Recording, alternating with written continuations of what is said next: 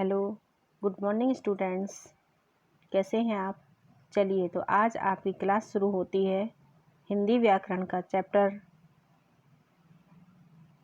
व्याकरण, हिंदी व्याकरण वाक्य भेद यानी कि वाक्य के अंग। अभी आपने पढ़ा वाक्य किसे कहते हैं, वाक्य कैसे बना जाते हैं। वाक्य को बनाने के लिए हमें किस चीज़ की आवश्यकता पड़ती है? किसकी? शब्दों की। कि शब्दों से वाक्य बनते हैं। जब शब्द एकत्रित होंगे तो हमारा वाक्य तैयार हो जाएगा। इसके बाद हम बात करते हैं वाक्य के अंगों की यानी कि वाक्य के भेदों की, कि वाक्य के भेद क्या हैं और ये कितने होते हैं।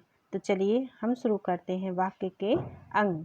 तो वाक्य के दो अंग होते हैं। कौन कौन से? फर्स्ट है उद्देश्य और सेकंड है विधेय।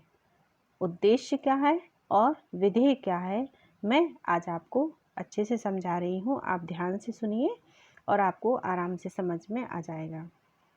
उद्देश्य, उद्देश्य क्या है? जिसके विषय में कुछ कहा जाता है उसे उद्देश्य कहते हैं। जैसे आप उदाहरण देखिए, रजत आम खाता है।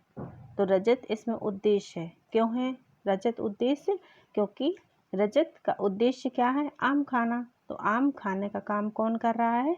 रजत कर रहा है। ठीक है, तो ये हुआ उद्देश्य। और सेकंड है विधेय। तो विधेय क्या होता है? कि उद्देश्य के विषय में जो कुछ भी कहा जाता है। जैसे कि उद्देश्य कौन है? रजत, और रजत के बारे में क्या कहा जा रहा है? कि वो आम खा रहा है। तो ये हुआ हमारा उद्देश्य और विधेय। उद्देश्य क्या है? जिसके विषय में कुछ कहा जाता है। और विधेय क्या है? उद्देश्य के विषय में जो कुछ भी कहा जाता है उसे विधेय कहा जाता है।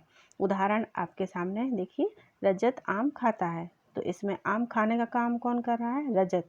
रजत के द्वारा क्या हो रहा है? आम खाया जा रहा है। तो जो आम खा रहा है तो वो कौन है? रजत है। तो रजत इसमें उद्देश्य हुआ और आम खाने का जो काम हो रहा है वो विधेय है। नेक्स्ट है किशन स्कूल जाता है। तो कौन जा रहा है स्कूल? किशन। और उसमें किशन जो कर रहा है वो क्या कर रहा है? स्कूल जाने का काम कर रहा है। ऐसे ही नेक्स्ट है सुधा पुस्तक पढ़ती है। तो सुधा उद्देश्य है और पुस्तक पढ़ती है सेकंड विधेय हुआ। क्योंकि पुस्तक पढ़ रही है कौन? सुधा। तो सुधा उद्देश्य है और सुधा जो काम कर रही है वो विधेय हुआ। इसके बाद मीरा नाचती है। तो कौन नाच रहा है? मीरा। मीरा के द्वारा क्या काम हो रहा है? नाचने का। तो मीरा इसमें उद्देश्य है और नाचना विधेय है। तो ये हुआ हमारा उद्देश्य और विधेय वाक्य के अंग। तो आप अपने बुक का पेज नंबर 52 एंड 53 ओपन करेंगे, उसको देखेंगे, खोलेंगे और उसको ध्यान से पढ़ेंगे कि उद्देश्य और विधेय क्या है। और पेज नंबर 53 पर अभ्यास कार्य दिया गया है, उसको आप करेंगे। मैं पढ़कर सुना रही हूँ। पवन मैदान में खेलता है, किरण नाच रही है। इस पर आपको सही वाक्य पर गोला लगाना है। कि आप चित्र देखेंगे और उस चित्रों को देखकर करेंगे कि कौन सा काम कौन कर रहा है। यदि सही है तो सही का निशान, सही गोला लगा देना है, और नहीं है तो नहीं। ठीक है ना। इसके बाद नेक्स्ट है निम्नलिखित वाक्यों से उद्देश्य अलग करके लिखिए। राम पुस्तक पढ़ता है। तो आपको उद्देश्य और विधेय को अलग करना है। इसमें से उद्देश्य क्या है?